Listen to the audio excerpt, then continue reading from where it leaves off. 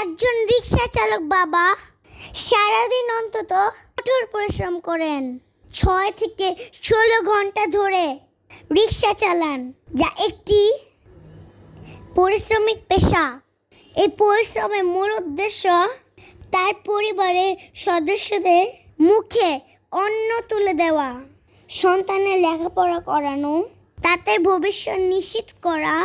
তাদের আয় থেকে সন্তানের লেখাপড়ার খরচ, পরিবারের বাজার, চিকিৎসার ব্যয়ভার বহন করা হয়, যা তাদের কঠোর পরিশ্রমের মাধ্যমে অর্জন করতে হয়।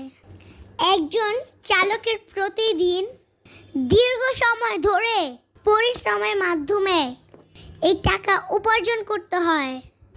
রিক্সা চালক যারা, তাদেরকে দিনমজুরও বলা হয়। তাহলে বন্ধুরা, তোমরাই বুঝো একজন রিক্সা চালক, দিনমজুর বাবা সন্তানের জন্য কত পরিমাণ কষ্ট করে থাকে। তাই বন্ধুরা, তোমরা কখনো বাবাদেরকে কষ্ট দিও না। সব শ্রেণীর বাবাদেরকে সম্মান করতে শিখতে হবে। বাবা হলো বটগাছ, যতদিন আছে ততদিন সম্মান করতে শিখতে হবে। বাবা চলে গেলে পৃথিবীতে অন্ধকার।